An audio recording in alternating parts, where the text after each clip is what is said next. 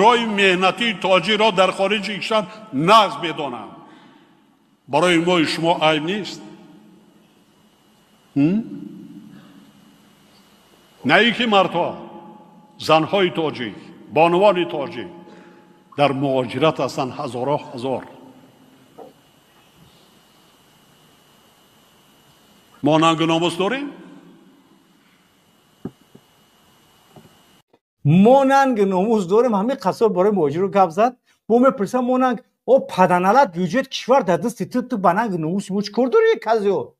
ای پول در دستی تای، دولت در دستی تای، بچه تو میری گورود، رئیس شهر، دخترت خیلی اسب، رئیس دستگاه، بچه دیگری سازی بده است نمیدونم، دومادت رئیس بانک ملی، معاون بانک ملی، نمی چی در اختیار دیگری شمسون صاحب شرکت فراز تمامی از تمام در اختیارش. همه دولت در دستی تو. ننگ ناموس تو داشته باشی یا ما پدنالت؟ ما را میپرسه ایزونه کشده ننگ ناموس داره میگه. این میگه. میگم تو دیوانه ای بوار نمیکنی منه. میگم میدونم من مهاجرا چیکار کردن زنکو در روسیه یعنی که وضعیتشون بزه باید شما ننگ ناموس تو باید کنی پدنالت نه ما.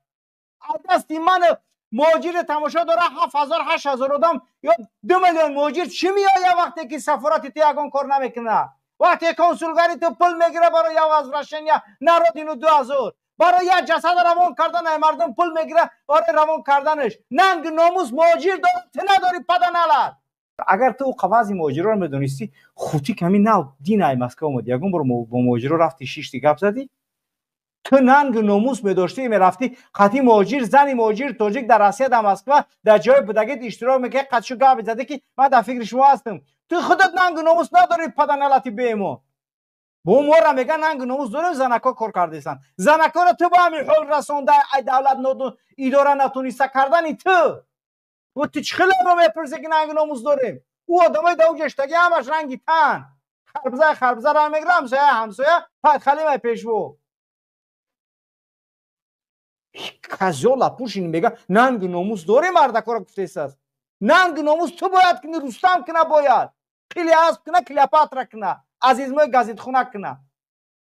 تو ننگ ناموس نداری پدنالت خود. تو چه همو میپرسی ننگ ناموس؟ ما دولت در دستمونه، بودجه در دستمونه، سفارت ها در اختیارمونه، وزارت ها در اختیارمونه، یعنی که دو تا مغول در اختیارمونه. جک چند قطی اس مخوفی پلیدی مادر به خطا رفته. خدای ما یوسف رحمان گیم پروکورور کیت مو کیه که تایمو پرزی زیرا ننگ ناموس تو کنی باید خودی که پدنالت.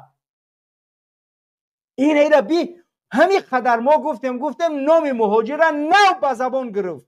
تا حتی را جمشید بود یادتون باشه رئیس بانک ملی خبرنگار پرسید که پول مهاجرا میاد چند میلیارد دیوانه شد گشت میگه که شما قدر پول مهاجرا کیفیت نتید برای که پیشوا گفتگی که نه مهاجر پاجر حقارت کردی که نگیره در پیش من. انا میای که این میلاد به این وضعیت و به این حالت اومده است رسیده است. شهر نوکرده با پیسخند تنگی میزنه که تو ننگ ناموس داری. او زنک میرا کار میکنه. زنک به این روز کی آورده است؟ تو حکومتی تو کارناشایمی تو بدرایتی تو مسئولیت انجام ندادنی تو.